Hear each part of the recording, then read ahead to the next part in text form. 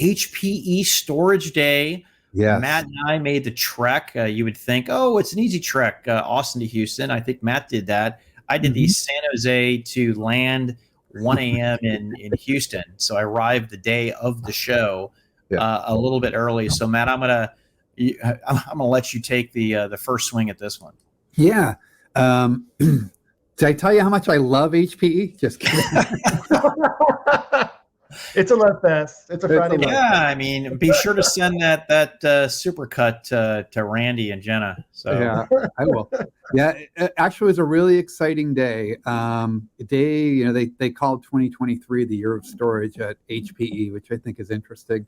But they had this day dedicated to storage, and they had a few big announcements come out of that. First, I'm going to cover them very quickly so we can get into more detail.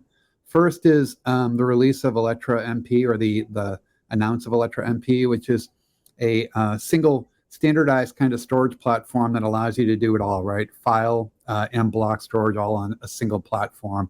Love what they're doing with that. I'm going to quit using that word love. And it's a great design. It's going to simplify their portfolio quite a bit and simplify the process for customers who are trying to figure out what their storage architectures are going to look like, right? It breaks down a lot of those silos. Great idea.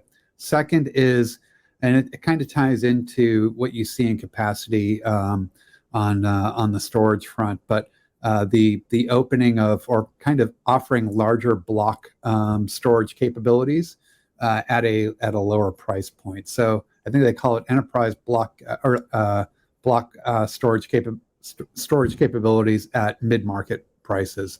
So again, give you a whole lot more space, charge you less for it. The third is the biggie for me, and I think this was a brilliant strike, was partnership with VAST File Systems to include VAST as a HPE GreenLake offering for HPE's file services offering. Fills a gap for HPE that they had not been able to claim before. And not only that, it does it in a kind of a leapfrog way, right? I mean, you're looking at the leader in file services with VAST, file storage services with VAST, now being deployed on HPE. So this is an offering and it's a little bit bespoke for HPE. I know there was a little bit of work that was done to make it run quite efficiently on top of GreenLake.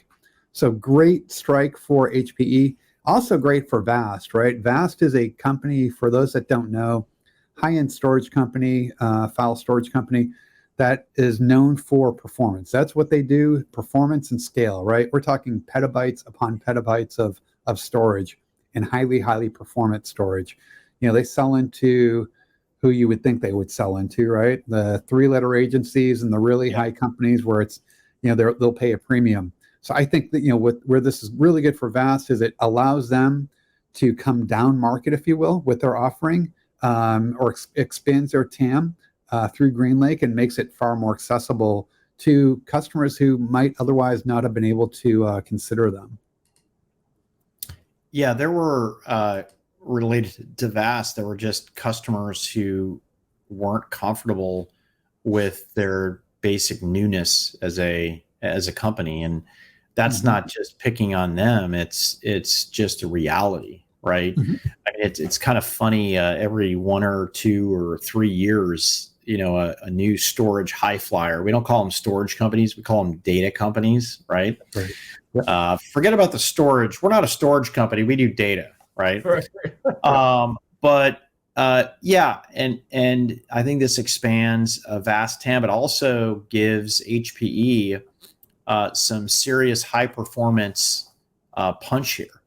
One of the interesting things that HPE CEO Antonio Neri hinted at, and he, brought this out at its financial disclosures, was this notion of really going after kind of this HPC cloud, right? And I think that's going to be a big part of this. You have to have the right storage if you're going to do anything high performance, and I think the company gets a lot of credit. Right, it owns Cray, right, which is big in the national labs. They're trying to expand that to things like drug companies, and also we're seeing in that high performance computing space focus going from flops, right, to the AI potential, right? Yep. So I see this vast piece as a kind of a symbiotically helping them on artificial intelligence workloads, which therefore HPE is going to go for. So if you have the compute, if you have the storage, and you have the networking on there, you can go in and give a full offering, and then which you sprinkle a little HPE GreenLake on top, and you're doing that as a service, Yep. right? You can get more into that fractionalized goodness and the ability to actually charge back the groups who are using the services that people enjoy in the cloud. Pat, when you think about companies like HPE, and the spaces they play in order to stay ahead, you do it through one of three ways, right? You either innovate, right? You build within, you acquire, or you partner. Oh, I lost your audio. Are you still on there? Oh, sorry, that was me. That's all right. Sorry about that. I'm like, What the heck? what's wrong with your system, Matt? Well, that's a deeper question, but I mean, those are the three ways you go, right? You either innovate in-house, you acquire technology, or you partner.